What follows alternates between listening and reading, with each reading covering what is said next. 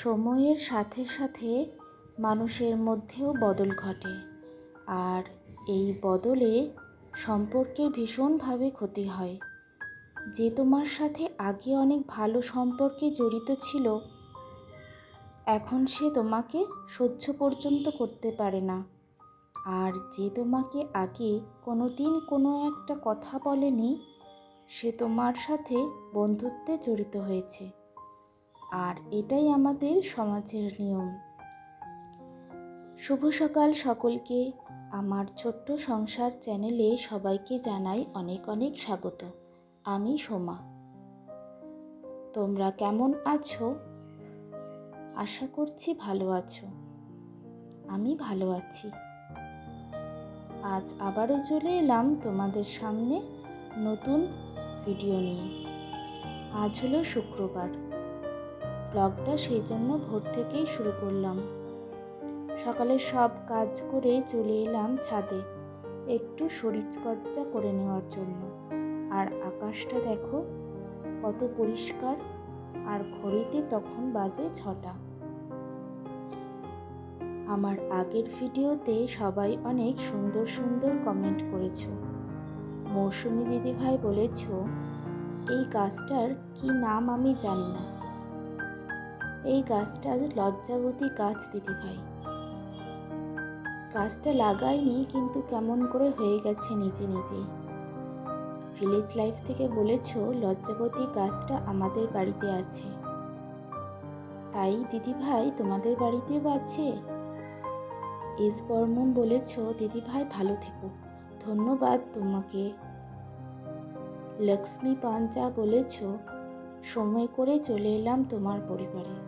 তোমাকে অসংখ্য ধন্যবাদ দিদিভাই, যে আমার জন্য তুমি মূল্যবান সময় বের করেছো। সঙ্গে প্রিয়াঙ্কা বলেছো, চলে এলাম তোমার পরিবারে। ধন্যবাদ তোমাকে। ডেইলি লাইফ উইথ পিঙ্কি থেকে বলেছো, তোমার ভিডিওটা খুব সুন্দর হয়েছে। ধন্যবাদ, এইভাবেই পাশে থেকো। কাকুলি হাইট বলেছো, ভিডিওটা খুব সুন্দর হয়েছে। ধন্যবাদ দিদিভাই। ছোট ছোট সুখ থেকে বলেছো, আজকের ভিডিওটা ভালো হয়েছে। ধন্যবাদ তোমাকে। আর ঝাল টক মিষ্টি থেকে দিদিভাই বলেছো, অনেক সুন্দর কথাগুলো তোমার, আর ভিডিওটাও খুব সুন্দর হয়েছে। ধন্যবাদ তোমাকে, আমার কথাগুলো ভালো লেগেছে, আর সাথে ভিডিওটাই। বাঙালি পাঁচফোড়ন থেকে বলেছো, আর কাজলনাথ দিদিভাই বলেছো, ভিডিওটা সুন্দর হয়েছে। তোমরা এইভাবেই পাশে থেকো, আর এইভাবেই ভালোবাসা দিয়ে যাও। আর এদিকে আমার ব্যায়াম প্রায় শেষের পথে। ওই যতটুকু পারি ততটাই। কি বলো তো, বেশি জোরে করতে পারি না। পেটের সেলাইয়ে যদি কিছু হয়, হালকা যে ব্যায়ামগুলো আছে সেইগুলোই করি, শরীরটা ঠিক রাখার জন্য। আর এদিকে আমার স্নান কমপ্লিট হয়ে গেছে, এবার পুজো করব। আর আজ যেহেতু কাপড় কম ছিল, সেই জন্য সকাল সকালই কেচে দিলাম। আর যেদিন বেশি কাপড় থাকে সেদিন রান্না করে তারপরেই কাচি। দেখো, স্নান করে চলে এসেছি, এবার সিঁদুর পরে নিলাম। আর আমাদের বিবাহিত নারীদের স্নানের পর এটা একটা মূল্যবান কাজ। কি কি কাজের আর দায়িত্বের কথা বলবো বলো তো? আমাদের গৃহিণীদের কাজের শেষ নেই। বলতে বসলে সময় চলে যাবে, তবুও কথা শেষ হবে না, তাই না বলো তো? তা চলো এদিকে রান্নাটা করে ফেলি।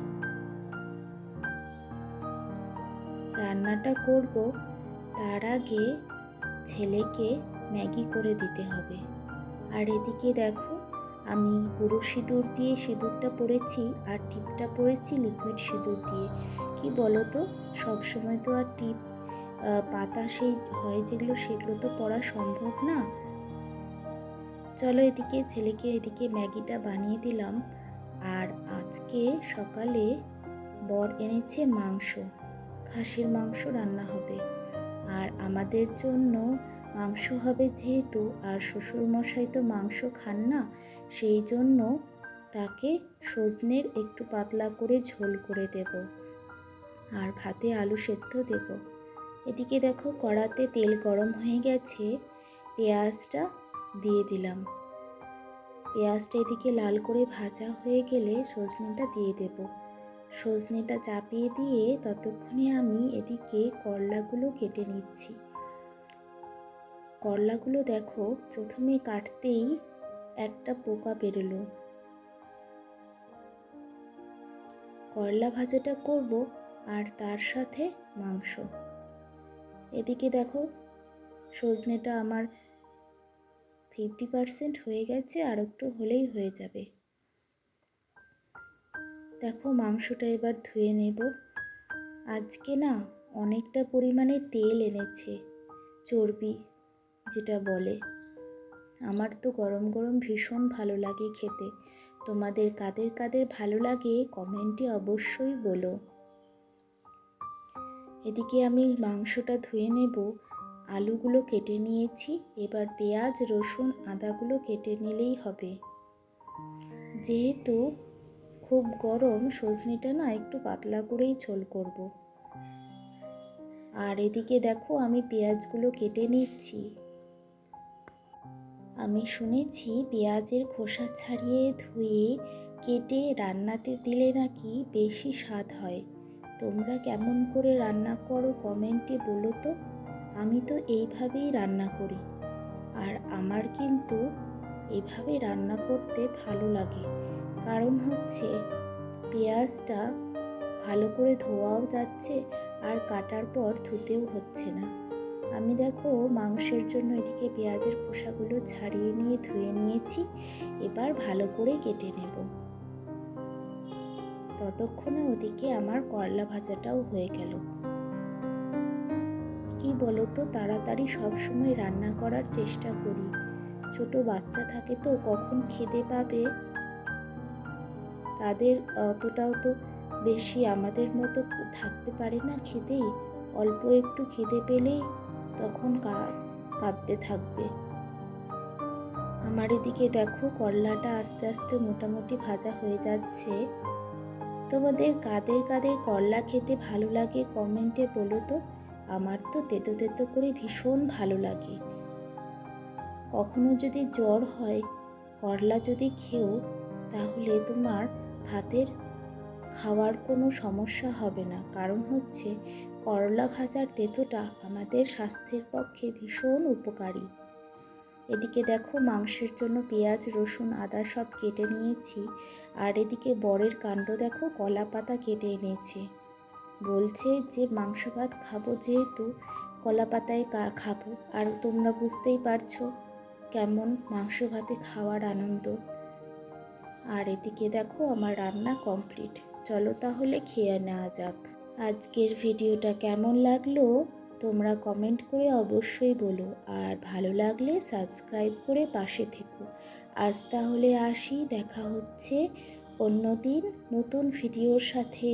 তোমরা সবাই ভালো থেকো। টাটা।